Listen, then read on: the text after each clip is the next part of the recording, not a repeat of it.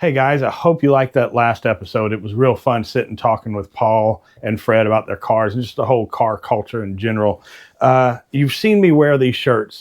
This one's a Let's Go. This one's the Defund, the EPA. Go on Facebook and search for Shop Drive It Wear.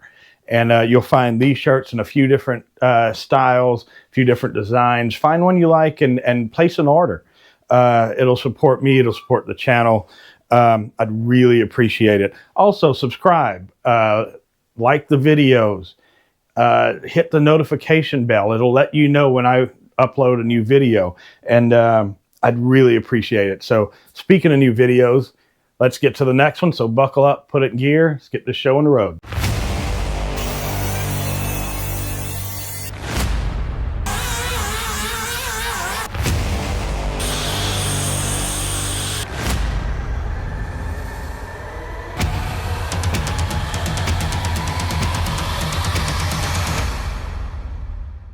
All right, here we are at Paul's house again. He got some work done this week.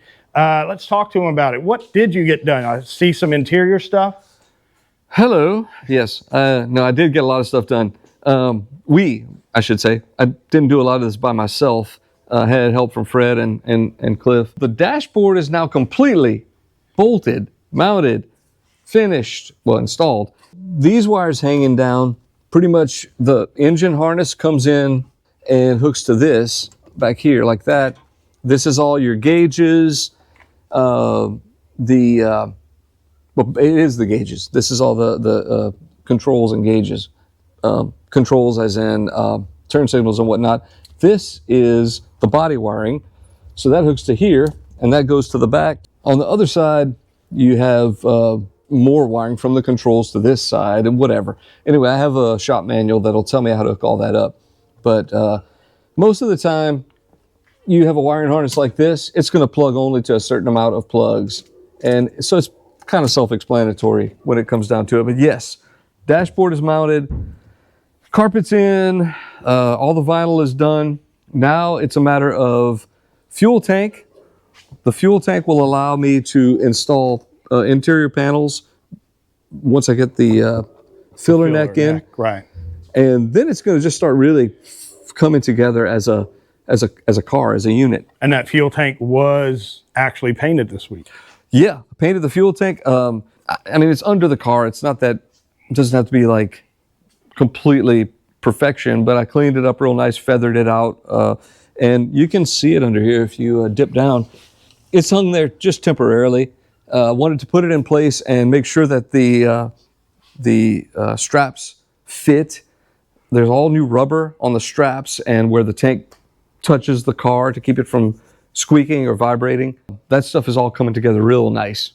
Now, like I said before, to the untrained eye, it looks like nothing has been done to this car when you just walk in that door and just start looking around. But I see so much more. You've got the gasket in, right? I see the hatch is actually over there primed. Yeah, got the hatch not only cleaned and primed. I was going to put the spoiler on the car, but I decided against it and went ahead and ordered an original Datsun logo, and I'm going to put that on the deck. The gaskets are completely glued in, and I set the hatch on it so it would keep pressure on them and glue them down nicely. So these are all in place, and when you put the inside panels on, that'll hold this bottom lip in and make a nice seal right here. So kind of a nice design. I guess, you know, as good a design as any other Nissan or Toyota of the time. I don't think you guys really grasp the amount of work that is being done on this car from episode 1 when it was just a complete shell. Every nut and bolt was taken off of this car at some point. Not when he did it, but no, there were no nuts and bolts on it. No nuts and bolts on this car at all. And at this point, every fastener that I'm seeing is brand new. Stainless as well. Stainless if you look here, steel. These panhead bolts, these are actually called like wait, what are they called? Oh man, there's a name for these like thicker headed screws. But anyway, they're all stainless fasteners. Everything is new. down to the washers and lock washers. Everything you don't really like. We hear you talking about it, and everything's new. But when you get in here and you think about the way this car looked in episode 1 to what it looks like now, and just realize that, holy crap, everything is brand new on this car. I couldn't see putting a rusted bolt back in a hole, because it would just be like a sore on it, So I could have bought zinc plated, but okay, back up just a little bit. The car came with a body fastener kit already, and it's all stainless. That's like a $300 kit that it came with. I've spent probably another $100-150 on just other fasteners, because that kit it's not fully inclusive, just most of the car. So stuff like this was not in the kit, or it was bolts and it didn't look right. I didn't like the idea of having a 10 millimeter bolt here, because it came with a screw. So that's where that came in. Right. We see this door panel is complete. You weren't actually finished last time we were here. The other side is started and complete. Yeah, the armrests are in and correct with all the proper trim on the pull handle. For whatever reason, this is a pull handle. The actual door handle or armrest is a pull handle, but for whatever reason, Nissan thought they needed a second door pull on the passenger side. We still haven't figured out why. Just the passenger side. Only the passenger side. This doesn't even have the holes for it. Maybe that's the holy crap handle. Maybe so. That might be what they did it for, so you could have an extra something. That makes more sense than anything. Never thought of it till you said that, but we have a steering wheel over here. Right. On that side, you have something more it's not just to close the door, it's for panic situations. Paul, if I'm riding in this car and I look over and you're not holding onto the wheel and you're holding onto the door instead, I'm getting out. Well, hopefully not. We're not going too fast. But you might want to grab that handle, though. Yeah, I'll grab the handle. I'll tell you to put your hands back on the wheel. That is a great thought, though. We've often wondered about that, and they don't have a handle up here on the top of the door. So that makes really good sense. It's something to grip onto so you don't slide all over the seat and get ejected or whatnot. The door panels were almost completely installed last week, but of course I didn't have this little trim panel. Also, these things were nightmares. I really had a hard time getting the window cranks in to latch. But now, well, I use this. I literally beat on it till it's seated. But now you can see the windows roll up literally smooth like new. I mean, everything seats down into the felt. They're just awesome. Even the sound of it. I mean, it's nice and smooth. Everything's lubricated. There's a track that goes right here. Right here. That passes this way, and that track is what holds the window at its proper angle. Well, I had to shim it just a little bit to make it seat nicely into this felt. Perfect. It came out great. What about the fresh air vents up front? You've talked about the vents to get the air out of the car. That's what the little side vents are on the side of the car. But what's the air coming into the car? Obviously, there are dashboard vents, and those pull air through this scoop here, right here. So this cowl vent has a negative or positive pressure, I guess you'd say, that pushes air through, and there's a baffle to keep water out. And that comes out of your dashboard vents and your center vent for fresh air. When you switch it to recirculate, like say your heater's on and you don't want cold air coming in, you switch it to recirculate, or if like this car will have AC, that's this ventilation system.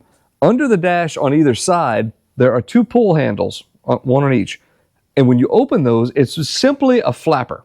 It's just a circle with a flapper in it. And when you open that, they incorporated the fresh air tubes that go through right here into the frame rail, literally through the frame rail that goes running back this way. And it comes out inside behind the A-pillar.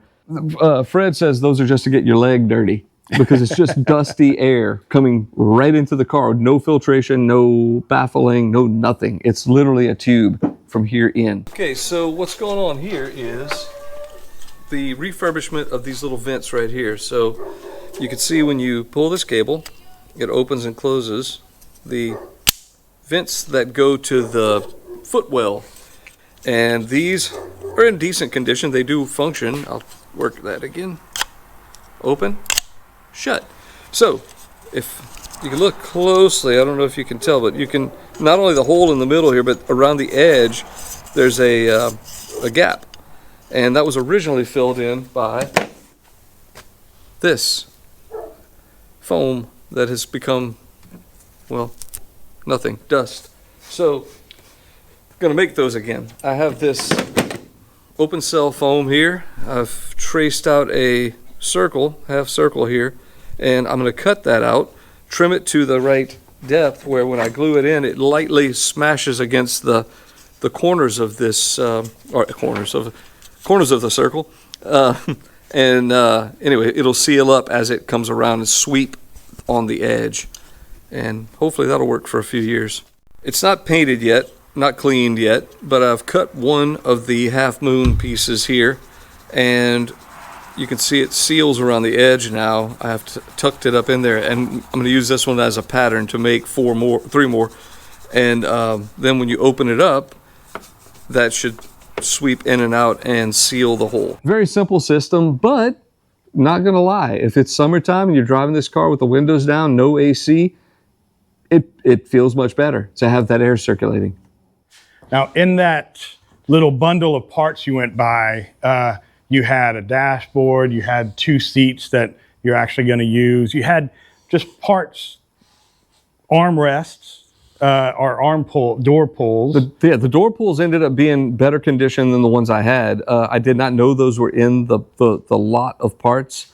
I mainly wanted seats. Right. But in that you same got lot, them, but you also have some new seat covers that you're going to be putting on them, right? correct, seat covers and foam, all fresh, brand new. Right. But the bones of a seat that a lot of people may not know, they see a seat, it's just a seat. This is But there are bones, what we call bones, a structure, I guess you can call it, inside a seat. And Paul took that apart this week and worked on it. They're not the prettiest because I didn't really care. I just wanted to, I quickly sanded them, rust treated them, and painted them. They don't have to be glossy, shiny. They just need to be, well, nobody's ever going to see this. It just needs to be, I hope nobody ever sees it. But anyway, it just needs to be protected. So that's just a coat of single stage black on those. Same thing with the seat bottom frames. So that seat pan, this gets basically glued into that seat pan we just looked at. So we're over here at the parts tables. From episode 1, this entire area was the parts area. It's kind of gotten down to a few bins and a couple of tables right here. And most of this is probably stuff you're not using. It's just kind of up here. But I see the whole windshield washer system here, right? The wiper motor and linkage, yes. That is soon. Well, it's supposed to be cold the next few days, so I'm going to take this, lock myself in the garage, put the heater on, and do things like this. I will wire brush all this down, paint this silver to protect it, and this bag, the wiper motor is actually in a bag because it's exposed to the elements. The cowl panel fits right here, and there's literally vent holes that go down right on top of your wiper motor. So they put it in a little vinyl bag. And that's really a bag? It's a bag from the factory, yep. Wow. It wraps around, and it's riveted here. And so it closes it up. Yeah, that's how Nissan did it. They protected the wiper motor in a sack. And that's all going to get refreshed and installed, because every piece like this I can put on the car, gets it out of the bins, and it's one less thing. Everything is one less. If I came out here one evening this week and all I did was refresh this piece and install it in the car, that's one less thing. That's something done. And that's how you progress with a job like this. Right, and that one more thing now allows you to go on to the next thing that's on top of this. True. I mean, obviously I can't put the cowl panel on. which I'm prepping also, but I can't do that until this is in. Right. So once this is in, it's one less thing to worry about and something that I can move forward with. Now, I see this is silver, the old body color. I guess it's overspray. What color is that normally? Is it a black bag? Normally, it wasn't even painted. It was black vinyl. Okay. This is a result of bad paint job and overspray. You should have removed this or at least masked it off. When I walked in here, I saw some of the suspension parts on the ground, and there's actually some in the paint booth, right? The front cross member, the steering rack, steering shaft. Anyway, a few front suspension parts are in there and done, which will allow me to start, first of all, putting some weight on the front of the car, because the way it is on the lift isn't the most ideal. There's a lot of interior parts and things toward the back of the car that kind of make it teetery, so to speak. So I'd like to start putting some parts on the front. But over here, once that cross member is in, that will allow me to put these struts in and the new front brakes. All that stuff can be start to be installed and mounted. This is some more. This is front and rear suspension top caps, hats for the struts. That's a big step. Once this stuff starts going in, this car could be a roller in next to no time. So we're looking at trying to get as many large pieces like these half shafts. This is a differential front mount, things like that. Oh, get this. So the previous owner, it's over there, but there's a rubber mount that goes here that mounts the front of the differential. That takes a lot of torque, so it broke. Instead of replacing the bracket, they welded a piece of 90-degree sheet, an angle iron, to this, and welded it to the bracket for the differential. My God, that must have made a lot of noise. I mean, you're transmitting all the vibration and everything from your drivetrain to this cross member, which bolts basically straight to the body. Really not smart. These rubber mounts are there for a reason. Yeah, they eliminated the rubber mount and solid mounted the diff mount to this thing. So I cut it off and just kind of ground this down. I'm going to paint it like that. Right. Last time we've seen these pieces and the ones behind you, they were rusty, dirty, kind of ready to be prepped and painted. It looks like they're prepped. What we did, we did wire brush the loose rust off of them, but I decided to just spray them down with OSPHO, which is a phosphoric acid rust converter. So it pretty much turned them black. It does leave this chalky substance on there. Not a big deal, because you can, what I just usually do is quickly Scotch-Brite it with some Prep-Sol, and it takes all that chalkiness off, but it leaves a treated, look at that. I mean, that was a solid brown rust. It turns it into like an epoxy coating that all you have to do is quickly Scotch-Brite and you can paint right over it. And it should never rust again. It's been converted to a shell. Well, you see there's no Mini in here. It's gone. Bring a Trailer did well for him. It sold for $24,000. Correct, which was fair. I think fair. Fair. Yeah, that car, there was a lot done to that car. It was a brand new car, pretty much, and he loves it. I actually talked to the guy. Oh, did he? Yep. Will was in his driveway and spoke to the guy with me on speaker, and he had a couple questions. Nothing major, just wondering things. Right. And so, I talked to the new owner, and I said, man, I'm jealous of you. Enjoy it, you know. The Spitfire is actually gone, too. Its last video is right here. So there's something new coming. Actually, the boat is gone, too, right? Yeah, the boat is actually sold back to the original owner's son. The person I purchased it from. So that's kind of neat in its own way, and I will get to visit. Yeah, so basically they sold you a boat that had been outside in a barn for years. 20-something years. 20-something years. You rebuilt it, and they just buy it back. I sold it back to them at a reasonable profit, but they would have paid way more to bring that boat to a shop and have it restored. So I'm not complaining. Right. No complaints. I really appreciate that it's going back to that family. Good. So those three are gone. That leaves room for something And we don't know what it is yet, but I think there's going to be a whole other video on it. I can't not have another something to fill the space. I mean, you got to put something in the place. You know what? I said I was jealous of the guy with the Mini because he owns it now, and I love that car. I'm really super jealous of the guy who bought this car because this dude lives in San Francisco. He's going to be able to take this car on the California mountain roads. That's what it was built for. I mean, look at it. It's an autocross car, but on roads that aren't, torn up Louisiana roads. This thing would have been great on the tail of the Dragon or where he's going to be. He will autocross the car, but man, this is a street legal car. He's going to be able to tear up the mountain passes in this thing. So I might have to take a trip to San Francisco and take this car for a spin.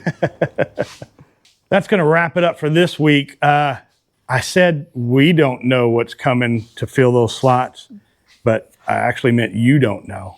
We know. You don't know. That's going to be a whole other... I think we're going to do a video series on that one. Tune in for that. Yeah, you're going to have that excitement. Yeah, so subscribe to the channel. Click the notification bell. That means it'll let you know when new videos drop. So when that new car comes in to fill that slot, we'll be videoing it and the whole process, just like this Z. Next week, seats will be done, you think?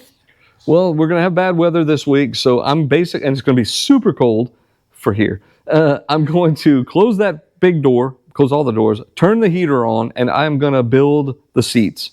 It's just that time. All the stuff's painted. Yeah. So by next week, you'll have some documentation of that, and they should be done. And maybe some suspension parts, depending on how the seats go, huh? Definitely, yeah. I mean, I could at least put in the cross member and start prepping some other stuff for sure. So we're going to come back next week, check in on Paul, but until then, drive it.